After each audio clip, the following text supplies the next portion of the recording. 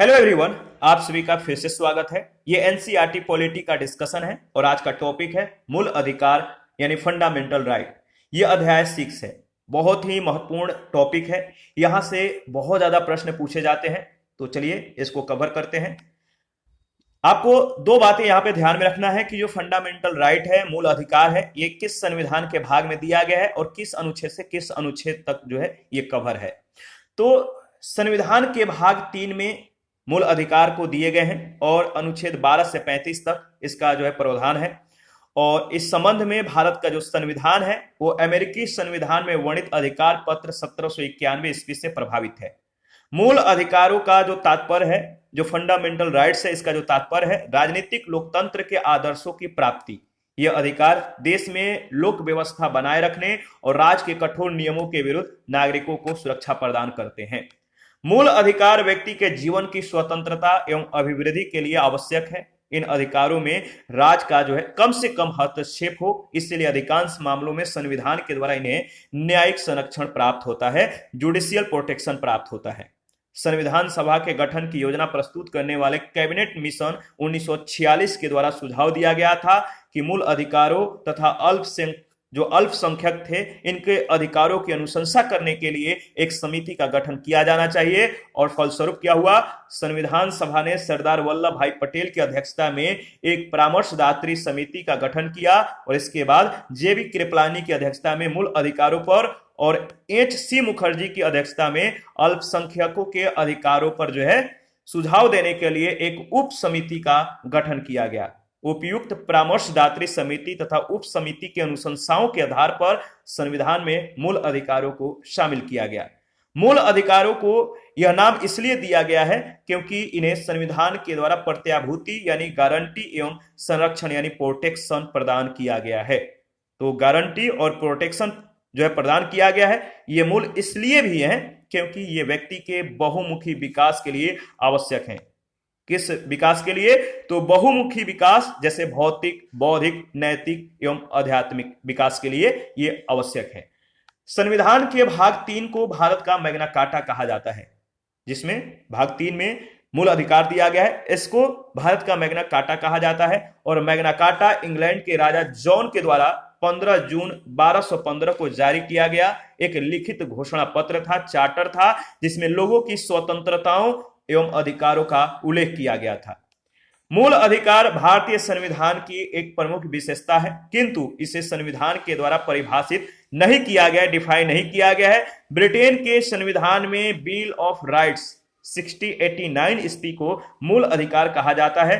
France एवं America में इन अधिकारों को प्राकृतिक और अपरिहार्य अधिकारों के रूप में स्वीकार किया गया है। देखिए, संवैधानिक जो उपबंध है इसके बारे में हम लोग डिस्कस कर लेते हैं। तो ये जो संवैधानिक उपबंध है, जो मूल अधिकार है, कुछ मूल अधिकार सिर्फ भारत के नागरिकों को प्राप्त है और कुछ अधिकार भारत और विदेशी नागरिकों यानी दोनों को प्राप्त है। तो पहले डिस्कस कर लेते हैं कि जो भारत के नागरिक को जो केवल मूल अधिकार जो प्राप्त है, सिर्फ भारत के नागरिक को प्राप्त होता है, वो कौन कौन से मूल अधिकार हैं। तो याद रखिएगा, अनुच्छेद 15, 16, 19, 29, 30 ये सिर्फ भारतीय नागरिक को ये अधिकार प्राप्त है। और बाकी जो है, जैसा अनुच्छेद 14, 20, 21 ए, अनुच्छेद 22, 23, 24, 25, 26, 27, 28 ये भारतीय और विदेशी नागरिकों की प्राप्त मूल अधिकार है। तो केवल भारतीय नागरिक को प्राप्त जो मूल अधिकार है वो है अनुच्छेद 15। अनुच्छेद 15 में जो प्रावधान है कि धर्म, मूल वंश, जाति, लिंग या जन्म स्थान के आधार पर विभेद का प्रतिषेध, यानी धर्म, मूल वंश, जाति, लिंग या जन्म स्थान के आधार पर कोई विभेद नहीं किया जाएगा। और अनुच्छेद 16 के अनुसार लोक नियोजन के विषय में अवसर की समता है।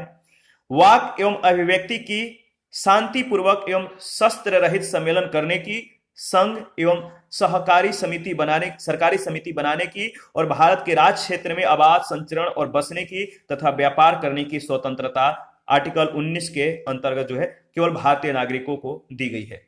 इसके बाद अल्पसंख्यक वर्गों के हितों का जो संरक्षण है वो आर्टिकल 29 के तहत केवल भारतीयों को और आर्टिकल 30 के तहत शिक्षण संस्थाओं की स्थापना और प्रशासन करने का अल्पसंख्यक वर्गों का जो है अधिकार दिया गया है।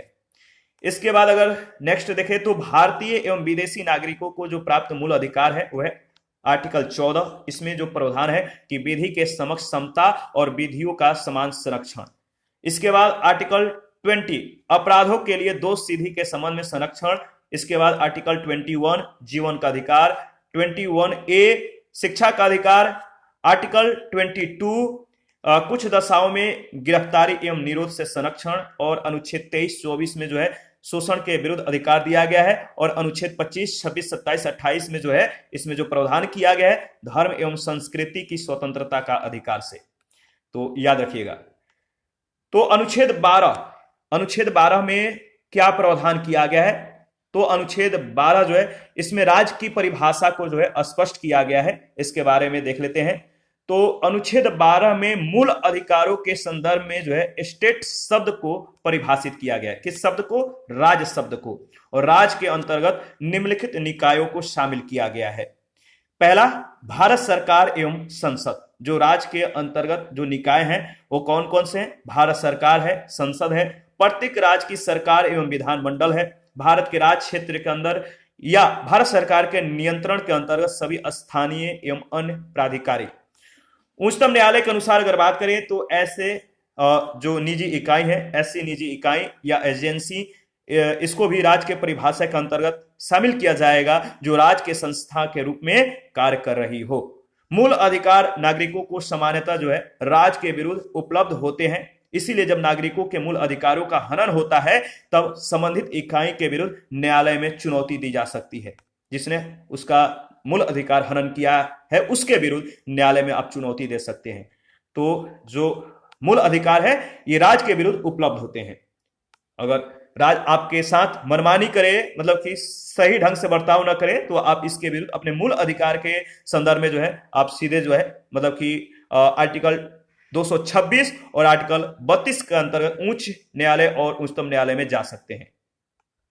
तो देखिए, अगर बात किया जाए तो मूल अधिकार नागरिकों को सामान्यतः राज्य के विरुद्ध उपलब्ध होते हैं। इसीलिए जब नागरिक के जो मूल अधिकार है इसका जब हनन होता है तो संबंधित इकाई के विरुद्ध न्यायालय में चुनौती दी जा सकती है। और मूल अधिकार इसलिए मौलिक अधिकार कहलाते हैं क्योंकि इनके हनन की दशा में सीधे जो है आप आर्टिकल 226 के अंतर्गत उच्च न्यायालय में और आर्टिकल 32 के अंतर्गत उच्चतम न्यायालय में आप अपील कर सकते हैं। इसके बाद अनुच्छेद 13 क्या है, इसके बारे में डिस्कस कर लेते हैं। देखिए, अनुच्छेद 13 में जो प्रावधान किया गया है मूल अधिकारों से असंगत तथा उनका अल्पीकरण करने वाली विधियां। तो अनुच्छेद 13(1) में संविधान के लागू होने के पहले से भारत के राज्य क्षेत्र में लागू किसी संवैधानिक विधि और मूल अधिकारों के मध्य यदि टकराव उत्पन्न हो जाए तो मूल अधिकार को प्राथमिकता दी जाएगी। तो 13(1) में जो प्रावधान किया गया है कि संविधान के लागू होने के पहले से भारत के राज्य क्षेत्र में अगर कोई संवैधानिक विधि लागू है और मूल अधिकारों के मध्य इन दोनों के बीच अगर टकराव हो जाता है तो सबसे ज्यादा प्रेफरेंस किसको दिया जाएगा? तो मूल अधिकार को प्राथमिकता दी जाएगी। वह विधि जिस मात्रा तक मूल अधिकार के विरोध में होगी उस मात्रा तक जो है वो क्या हो जाएगा? शून्य हो जाएगी। यानी इस प्रकार के विधियों की जो है न्यायिक समीक्षा, जुडिशियल रिव्यू की जा सकती है। इसके बाद है पृथक्करणीयता का सिद्धांत। ठीक है, पृथक्करणीयता का सिद्धांत क्या है? यदि किसी अधिनियम या एक्ट का कोई भाग मूल अधिकार से असंगत होता है तो इसके कारण असंवैधानिक ये सिद्ध हो जाता है। अगर कोई एक्ट जो है वो मूल अधिकार से असंगत होगा तो वो क्या होगा? असंवैधानिक सिद्ध होगा। उस पूरे अधिनियम को शून्य घोषित किया जाना चाहिए और उसके केवल उसी भाग को जो मूल अधिकार से असंगत है। इस प्रश्न के समाधान के लिए पृथक्करणीयता का सिद्धांत विकसित हुआ है। इस सिद्धांत के अनुसार यदि किसी अधिनियम का असंवैधानिक भाग ऐसा है जिसे अधिनियम के मूल उद्देश्य यानी विधानमंडल के आशय को समाप्त किए बिना अलग किया जा सकता है तो केवल मूल अधिकार से जो है विरोध रखने वाली इसी भाग को, जो मूल अधिकार से टकराव रखता है जितना भाग, तो उसी भाग को शून्य किया जाएगा, न कि पूरे अधिनियम को। तो याद रखिएगा, अगर मूल अधिकार से जो पहले के अधिनियम हैं टकराव रखते हैं तो जितना भाग टकराव रखते हैं उन भागों को शून्य कर दिया जाएगा, न कि पूरे अधिनियम को। इस बात को ध्यान में रखिएगा। इसके बाद है राइट टू प्राइवेसी, निजता का अधिकार। इसके बारे में डिस्कस कर लेते हैं। देखिए 24 अगस्त 2017 को सर्वोच्च न्यायालय की 9 सदस्यीय संविधान पीठ ने निजता का अधिकार मामले पर निर्णय देते हुए इसे मौलिक अधिकार माना है। ठीक है, फंडामेंटल राइट माना है और निर्णय के अनुसार निजता का जो अधिकार है वो अनुच्छेद 21 में प्रदत्त जीवन एवं दैहिक स्वतंत्रता के अधिकार का ये अंग है। निजता का अधिकार भारतीय संविधान के भाग 3 के अंतर्गत निहित विभिन्न मूलभूत स्वतंत्रताओं के अंतर्गत स्वतः संरक्षित है। तो यहां पे मूल अधिकार जो दिए गए हैं आपको जो है याद रखना है, डायग्राम के माध्यम से समझाया गया है कि जो 14 से 18 तक का जो अनुच्छेद है, अनुच्छेद 14 से 18 ये समता का अधिकार है। इसमें 14 से 18 का जो अनुच्छेद है, 14 से 14, 15, 16, 17, 18 इसमें समता का बात की गई है। इसके बाद 19 से 22, आर्टिकल 19 से 22 तक जो है स्वतंत्रता का अधिकार जो है इसमें दिया गया है। और आर्टिकल 23-24 में जो है इसमें जो प्रावधान है वो है शोषण के विरुद्ध अधिकार। और अनुच्छेद 25 से 28 तक धर्म की स्वतंत्रता का अधिकार दिया गया है। और अनुच्छेद 29-30 में संस्कृति और शिक्षा संबंधी अधिकार दिया गया है। और आर्टिकल 32 में संवैधानिक उपचारों का अधिकार दिया गया है। तो याद रखिएगा। इसके बाद ग्रहण या आच्छादन का सिद्धांत क्या है? तो ग्रहण या आच्छादन का जो सिद्धांत है वो है क्या, वो क्या है? इस सिद्धांत का जो संबंध है अनुच्छेद 13(1) में उल्लेखित संविधान लागू होने से पहले की विधियों से है।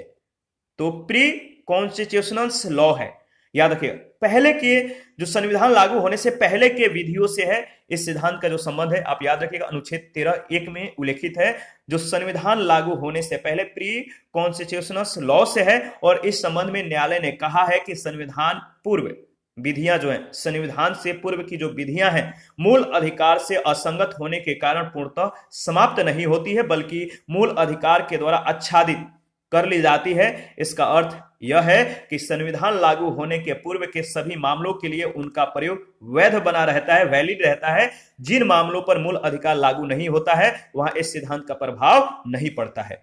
और यदि किसी मूल अधिकार में ऐसा संशोधन न हो जाए जिससे संविधान पूर्व विधि के साथ उसका विरोध समाप्त हो जाए तो मूल अधिकारों के द्वारा किया गया आच्छादन स्वतः हट जाएगा और ऐसी विधि को फिर से पारित करने की आवश्यकता नहीं होगी। समझ में आ गई बात?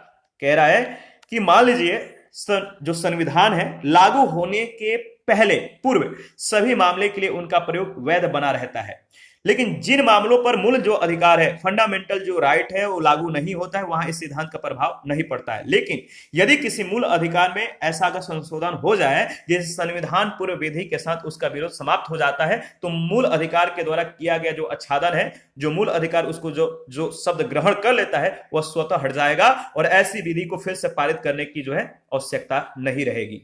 भारत में कोई भी व्यक्ति स्वयं के इच्छा से मूलभूत अधिकारों का जो है त्याग नहीं कर सकता है, अपने मूल अधिकारों का जो है त्याग नहीं कर सकता है। अमेरिकी संविधान में, लेकिन जो अमेरिका का जो संविधान है उसमें यह प्रावधान है कि यदि कोई नागरिक स्वेच्छा से अपने मूल अधिकार को छोड़ना चाहता है तो वो जो है मूल अधिकार को छोड़ सकता है, वह ऐसा कर सकता है। लेकिन भारतीय संविधान में भारतीय व्यक्तियों को ऐसा अधिकार यानी मूल अधिकार को त्यागने का अधिकार नहीं दिया गया है।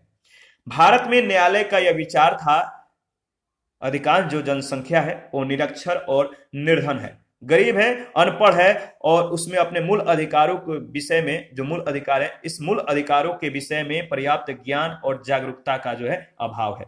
ऐसी स्थिति में मूल अधिकारों के परित्याग का जो सिद्धांत है लागू करना वो जोखिमपूर्ण हो सकता है, क्योंकि कुछ लोग अपने स्वार्थों के लिए इसका दुरुपयोग कर सकते हैं।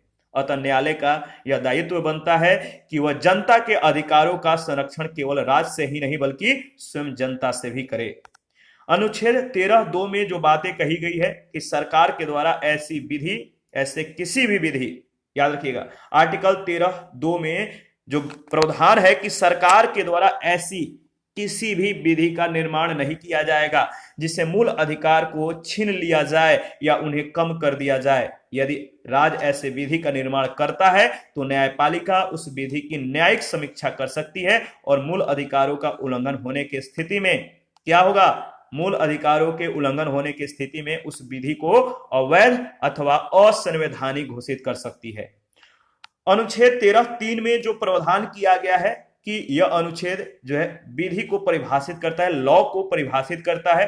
विधि के अंतर्गत जो निम्नलिखित शामिल किया जाता है, वो क्या क्या शामिल किया जाता है? तो विधि के अंतर्गत निम्नलिखित को शामिल किया जाता है: संसद अथवा राज्य विधानमंडल के द्वारा पारित विधियों को, राष्ट्रपति अथवा राज्यपाल के द्वारा जारी अध्यादेश को, शासकीय आदेश, उपविधि, नियम, विनियम या अधिसूचना को, और विधि का बल रखने वाले रूढ़ियां या प्रथाओं को। अनुच्छेद 13(4) जो है, इसमें जो प्रावधान है, यह उपबंध 24वें संविधान संशोधन 1971 के द्वारा जोड़ा गया था, और इसमें स्पष्ट कर दिया गया है कि अनुच्छेद 13 के उपबंध अनुच्छेद 368 के अंतर्गत किए गए संविधान संशोधन पर लागू नहीं होंगे। इस बात को ध्यान रखिएगा। मूल अधिकारों की जो है संशोधनीयता, इसके बारे में डिस्कस कर लेते हैं। तो देखिए, मूल अधिकारों की जो संशोधनीयता है, देखिए, संविधान के लागू होने के बाद से ही यह विवाद का विषय रहा है कि क्या अनुच्छेद 368 के अधीन संविधान संशोधन के माध्यम से जो है मूल अधिकारों में संशोधन किया जा सकता है। इस संदर्भ में न्यायपालिका का दृष्टिकोण विभिन्न वादों में भिन्न भिन्न रहा है, जिसका विवरण इस प्रकार से दिया गया है। तो जो मूल अधिकार की संशोधनीयता है, जो विषय है, किस बात के लिए विवाद बना रहा कि क्या अनुच्छेद 368 के अधीन जो संशोधन होगा, संविधान संशोधन, इसके माध्यम से मूल अधिकार में भी संशोधन किया जा सकता है। तो इस संदर्भ में न्यायपालिका का जो दृष्टिकोण है वो विभिन्न वादों में भिन्न भिन्न रहा है, और इसका जो विवरण है, जैसे शंकरी प्रसाद बनाम भारत संघवाद, शंकरी प्रसाद बनाम भारत संघ जो केस है 1951 ईस्वी में यह केस आया, और इसमें सर्वोच्च न्यायालय ने माना कि अनुच्छेद 368 अनुच्छेद 13(2) के अंतर्गत परिभाषित विधि में शामिल नहीं है, इसीलिए संसद विधि के द्वारा मौलिक अधिकारों में संशोधन कर सकती है। प्रत्येक मतलब पॉइंट पे ना इसके बात पर ध्यान रखिएगा। जो शंकरी प्रसाद बनाम भारत संघवाद है 1951 में, इसमें सर्वोच्च न्यायालय ने क्या कहा? इसमें सर्वोच्च न्यायालय ने कहा कि जो अनुच्छेद 368 है वो अनुच्छेद 13(2) के अंतर्गत परिभाषित विधि में शामिल नहीं है, इसलिए संसद संविधान के द्वारा मौलिक अधिकारों में संशोधन कर सकती है।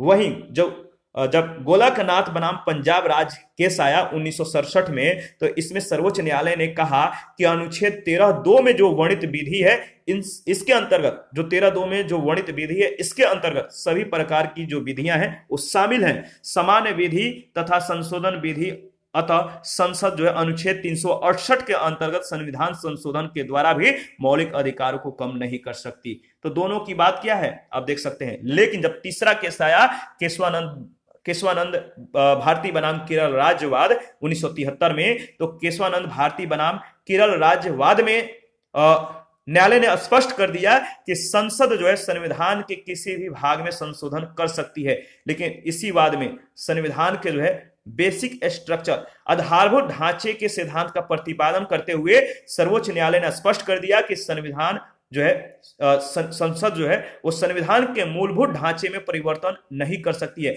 बेसिक स्ट्रक्चर में कोई छेड़छाड़ नहीं कर सकती है। और इस मामले में गठित संविधान पीठ अब तक की सबसे बड़ी जो है पीठ थी, जिसका निर्णय मतलब मान्य है, और इसमें 13 न्यायाधीश शामिल थे। यह सबसे बड़ी संविधान पीठ थी। इसके बाद संपत्ति का जो अधिकार है, राइट टू प्रॉपर्टी, पहले मूल अधिकार में था, लेकिन 44वें संविधान संशोधन अधिनियम 1978 के द्वारा इसे मूल अधिकार के श्रेणी से हटाकर कानूनी अधिकार बना दिया गया, लीगल राइट बना दिया गया। तो 44वें संविधान संशोधन है और 44वें 1978, इसके माध्यम से संपत्ति का अधिकार जो है मूल अधिकार से यह हट गया है, अब यह कानूनी अधिकार हो गया है। इसके बाद समता का जो अधिकार है, किस अनुच्छेद से किस अनुच्छेद तक जो है, तो समता का जो अधिकार है अनुच्छेद 14 से 18 तक है। अनुच्छेद जो 14 है इसमें विधि के समक्ष समता का अधिकार दिया गया है। अनुच्छेद 14 के अनुसार अगर बात करें तो राज्य जो है भारत के राज क्षेत्र में किसी व्यक्ति को विधि के समक्ष समता या विधियों के समान संरक्षण से वंचित नहीं करेगा। इस अनुच्छेद के द्वारा प्राप्त संरक्षण केवल नागरिकों तक ही सीमित नहीं है, बल्कि वह सभी व्यक्तियों पर लागू होता है। इनमें व्यक्ति से तात्पर्य निगम, कंपनी, नागरिक और विदेशी नागरिकों से है। सभी व्यक्तियों के लिए जो है एक समान विधि लागू होगी तथा किसी भी व्यक्ति को विधि के उल्लंघन के बिना दंडित नहीं किया जाएगा। विधि के समक्ष समता की अवधारणा जो है ब्रिटेन से ली गई है, याद रखिएगा। और इसमें बात करें तो विधि का वही अर्थ है जो डायसी के विधि का शासन या विधि या न्याय की अवधारणा से था। विधि के शासन से अभिप्राय है कि कानून सर्वोपरि है तथा वह सभी लोगों पर समान रूप से लागू होता है।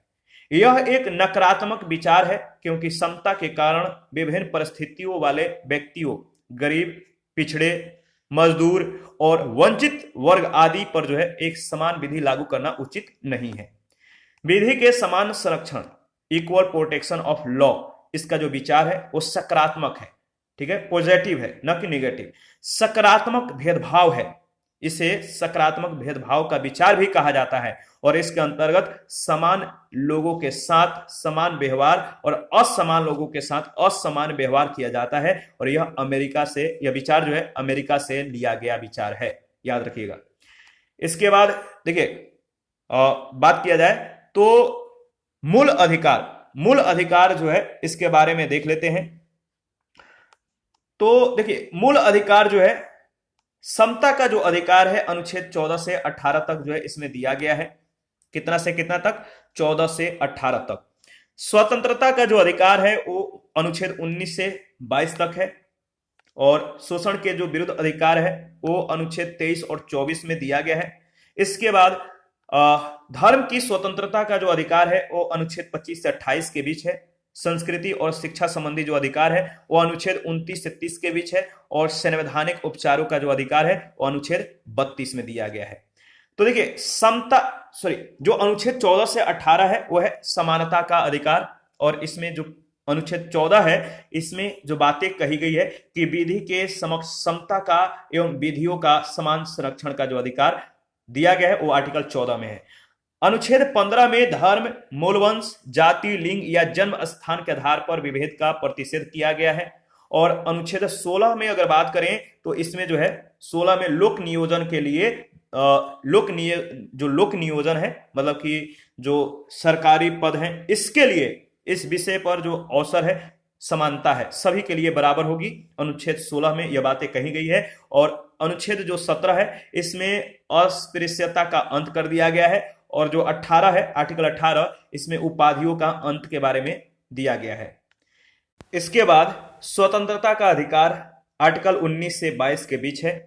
तो अनुच्छेद 19 जो है इसमें अभिव्यक्ति की स्वतंत्रता का अधिकार दिया गया है। आर्टिकल 20 में अपराधों के लिए दोष सिद्धि के संबंध में संरक्षण दिया गया है।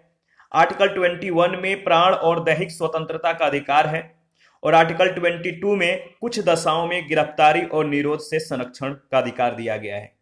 इसके बाद आर्टिकल 23 से 24 जो है यह शोषण के विरुद्ध अधिकार है और आर्टिकल 23 में मानव के दुर्व्यापार और बलात्श्रम का प्रतिषेध है और आर्टिकल 24 में कारखानों इत्यादि में बच्चों के नियोजन पर प्रतिबंध लगा दिया गया है। इसके बाद देखिए धर्म की जो स्वतंत्रता है इसका जो अधिकार है वो आर्टिकल 25 से 28 के बीच दिया गया है।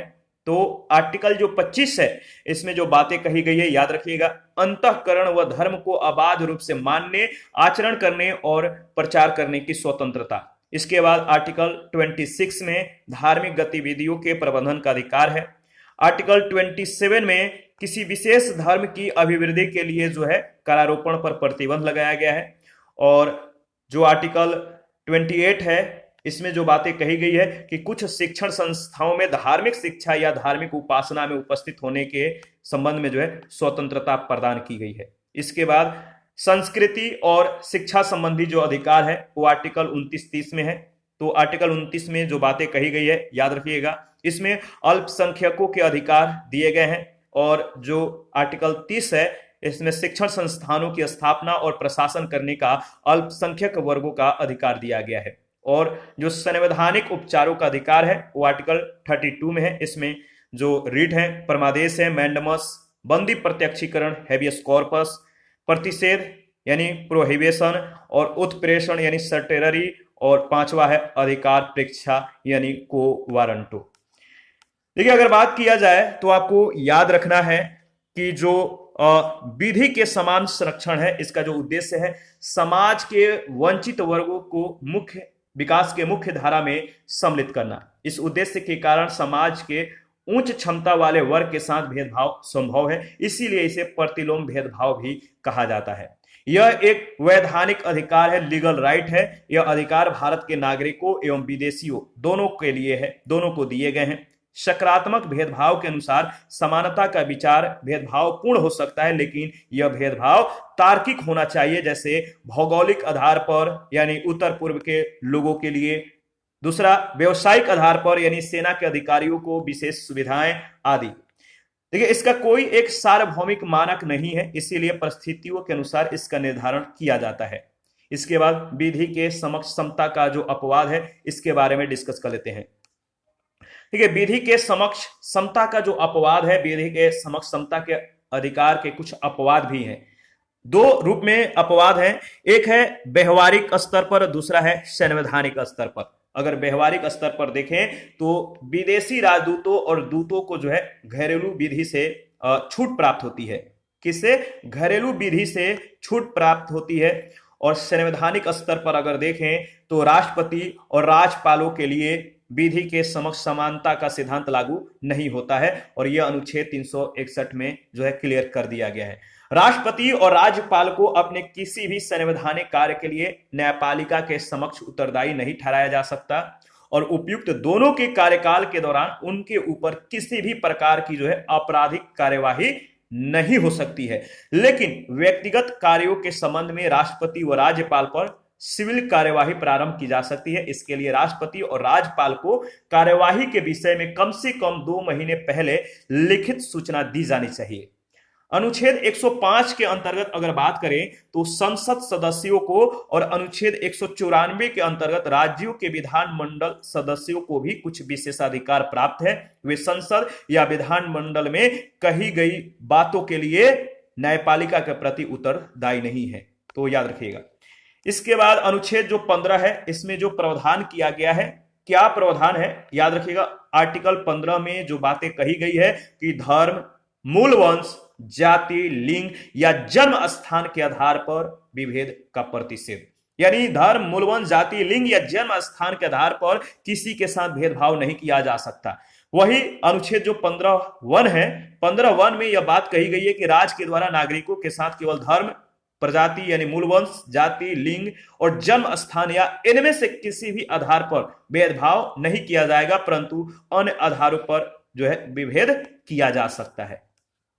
अनुच्छेद 15(2) के अंतर्गत अगर बात करें तो किसी भी नागरिक को केवल धर्म, मूल वंश, जाति, लिंग, जन्म स्थान या इनमें से किसी के आधार पर जो है दुकानों, सार्वजनिक भोजनालय, होटल और सार्वजनिक मनोरंजन के स्थानों में प्रवेश से नहीं रोका जाएगा। इसके साथ ही उन्हें जो है पूर्णतः या अंशतः राज्य के द्वारा पोषित या साधारण जनता के प्रयोग के लिए समर्पित कुआं, तालाब, स्नान घाट, सड़क, सार्वजनिक समागम के स्थानों के उपयोग से न तो प्रतिबंधित किया जाएगा और न ही उन पर कोई निर्योग्यता, दायित्व, प्रतिबंध या शर्त जो है आरोपित की जाएगी।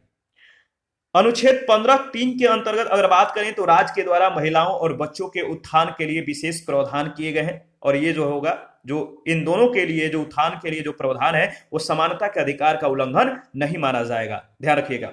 और अनुच्छेद 15(4) में जो बातें कही गई है कि राज्य के द्वारा सामाजिक और शैक्षणिक रूप से पिछड़े वर्ग के लोगों और अनुसूचित जातियों, जनजातियों के उत्थान के लिए किए गए उपायों को समानता के अधिकार का उल्लंघन नहीं माना जाएगा। समानता के अधिकार का जो है मतलब कि इसमें कोई बात नहीं होगी, और न ही अनुच्छेद 29(2) के विरुद्ध यह होगा। एक केस है चंपकम दोराई राजन बनाम मद्रास राज्य। इसके निर्णय के बाद अनुच्छेद 15(4) को पहले संविधान संशोधन के द्वारा जोड़ा गया। तो किसके वाद के बाद, किस केस के बाद? तो चंपकम दोराई राजन बनाम मद्रास राजवाद के निर्णय के बाद अनुच्छेद 15(4) को पहले संविधान संशोधन के द्वारा जो है जोड़ा गया। और अनुच्छेद 15(5) जो है, इसमें यह बातें कही गई है कि यह अनुच्छेद वर्ष 2005 में 93वें संविधान संशोधन के द्वारा जोड़ा गया और इसे मंडल 2 कहा गया। सामाजिक और शैक्षणिक दृष्टि से पिछड़े वर्ग तथा अनुसूचित जाति या जनजाति के उत्थान के लिए सभी केंद्रीय शैक्षणिक संस्थानों तथा निजी शैक्षणिक संस्थानों में आरक्षण प्रदान किया जाएगा, परंतु यह आरक्षण अल्पसंख्यक शैक्षणिक संस्थानों पर लागू नहीं होगा। अनुच्छेद 15(6) के अंतर्गत अगर बात करें तो इस अनुच्छेद की कोई बात या जो 15(6) है, अनुच्छेद 15(6) में इस अनुच्छेद की कोई भी बात या अनुच्छेद 19 का खंड 6 या अनुच्छेद 29(2), ये जो है ये दोनों याद रखिएगा, अनुच्छेद 19 का खंड 6 तथा अनुच्छेद 29(2) राज्य को नागरिकों के आर्थिक रूप से पिछड़े वर्ग यानी ईडब्ल्यूएस की उन्नति के लिए कोई विशेष उपबंध करने से नहीं रोकेंगे। सामाजिक और शैक्षिक रूप से पिछड़े वर्गों की जो पहचान है, देख लेते हैं किस तरह से किया जाता है, किया गया है। अनुच्छेद 340 में राष्ट्रपति के द्वारा सामाजिक और शैक्षिक रूप से पिछड़े वर्गों की पहचान के लिए एक आयोग की स्थापना का प्रावधान है। इस संबंध में 1953 में काका काले, याद रखिएगा इनका नाम बहुत ज्यादा इंपॉर्टेंट है, 1953 में काका कालेलकर आयोग के द्वारा 1979 में बिंदेश्वरी प्रसाद मंडल की अध्यक्षता में मंडल आयोग का गठन किया गया। काका कालेलकर और 1920 ये काका कालेलकर आयोग जो है कब गठित हुआ, 1953 में, और 1979 में बिंदेश्वरी प्रसाद मंडल की अध्यक्षता में मंडल आयोग का गठन हुआ। मंडल आयोग ने भारत में जाति और वर्ग को एक दूसरे का पर्याय मानते हुए पिछड़े वर्ग में पिछड़ी जातियों को शामिल किया। पिछड़ी जातियों की पहचान के लिए उन्होंने 3 मानकों का प्रयोग किया। ये 3 मानक जो है आपको ध्यान में रखना है, वो है सामाजिक, शैक्षिक और आर्थिक। इस आधार पर उन्होंने 3743 जातियों को पिछड़ी जाति की श्रेणी में क्या कर दिया, सम्मिलित किया। ठीक है, याद रखिएगा जो 3 आधार हैं इंपॉर्टेंट है। राज्य सरकारी सहायता प्राप्त या निजी शैक्षिक संस्थाओं यानी अल्पसंख्यक शिक्षा संस्थानों में नहीं, याद रखिएगा। तो निजी शैक्षिक संस्थाओं में प्रवेश के लिए आर्थिक रूप से पिछड़े वर्ग के लिए अधिकतम 10% के आरक्षण का प्रावधान कर सकेगा। कहां पर नहीं, तो अल्पसंख्यक शिक्षक संस्थानों में नहीं, शिक्षा जो अल्पसंख्यक शिक्षक संस्थान है यहां पे नहीं होगा ये 10% का आरक्षण का प्रावधान। अनुच्छेद जो 16 है इसके बारे में अगर बात करें तो इसमें जो प्रावधान किया गया है कि लोक नियोजन के विषय में जो अवसर होगा वो सबको समान होगा, सबको समानता दी जाएगी। अनुच्छेद 16(1) के अंतर्गत अगर बात करें तो सभी नागरिकों को राज्य के अधीन नियुक्ति और रोजगार में अवसर की समता होगी, समानता होगी। अनुच्छेद 16(2) के अंतर्गत अगर बात करें तो राज्य के अधीन नियुक्ति और रोजगार में किसी भी नागरिक के साथ केवल जाति, धर्म, मूलवंश, लिंग, जन्म स्थान, उद्भव और निवास के आधार पर किसी भी प्रकार का भेदभाव नहीं किया जाएगा। राज्य के अंतर्गत रोजगार एवं नियुक्तियों में लगने वाले प्रतिबंध, विधि के समान संरक्षण का प्रभाव। तो राज्य के अंतर्गत रोजगार और नियुक्तियों में लगने वाले प्रतिबंध जो है, विधि के समान संरक्षण का जो प्रभाव है, इसके बारे में डिस्कस कर लेते हैं। अनुच्छेद 16(3), अनुच्छेद याद रखिएगा 16(3) जो है संसद के द्वारा ऐसी विधि का निर्माण किया जा सकता है जिसके द्वारा संघ अथवा राज्य सरकार की सेवाओं में स्थानीय निवासियों को प्राथमिकता दी जा सकती है। हिमाचल प्रदेश, मणिपुर, त्रिपुरा और अरुणाचल प्रदेश के लिए ऐसा प्रावधान किया गया है। अनुच्छेद 16(4) जो है नागरिकों के किन्हीं पिछड़े वर्गों को राज्य के अंतर्गत नियुक्ति, रोजगार में आरक्षण प्रदान किया जाएगा और यदि इन वर्गों का प्रतिनिधित्व सेवाओं में अपर्याप्त हो तो ऐसा किया जाएगा। तो याद रखिए 16(4) जो है नागरिकों के किन्हीं पिछड़े वर्गों का राज्य के अंतर्गत नियुक्ति और रोजगार में आरक्षण प्रदान किया जाएगा यदि इन वर्गों का प्रतिनिधित्व सेवाओं में अपर्याप्त हो, कम हो तो। अपर्याप्त शब्द का आशय जनसंख्या की प्रतिशतता के आधार पर समझा जा सकता है। पहली बार प्रधानमंत्री विश्वनाथ प्रताप सिंह ने पिछड़े वर्ग के लिए 27% आरक्षण की घोषणा की। किसने? विश्वनाथ प्रताप सिंह ने। तो याद रखिएगा। और इंदिरा साहनी बनाम भारत संघवाद जो है, जिसे मंडलवाद भी कहते हैं, इसके बारे में डिस्कस कर लेते हैं। इसने क्या अपनी जो है निष्कर्ष दिया। उच्चतम न्यायालय ने स्पष्ट तौर पर कहा कि संविधान में आरक्षण जो है उस जो आधार होगा आरक्षण का वो सामाजिक होगा, आर्थिक नहीं। तो उच्चतम न्यायालय ने क्या कह दिया?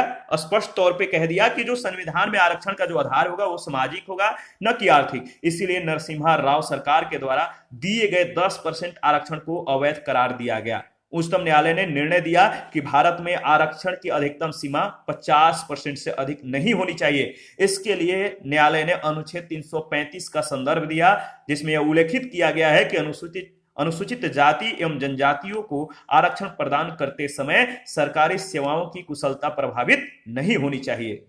पिछड़ी जातियों में सम्मिलित सभी लोग पिछड़ी जातियों में शामिल नहीं होंगे, क्योंकि इन जातियों के कुछ लोगों का सामाजिक शैक्षिक उत्थान हो चुका है और इन्हीं को लोकप्रिय रूप में जो है क्रीमी लेयर का नाम दिया गया। लोकप्रिय रूप से क्रीमी लेयर मतलब कहा जाता है। और उच्चतम न्यायालय ने क्रीमी लेयर की पहचान के लिए एक आयोग का गठन का जो है निर्देश दे दिया।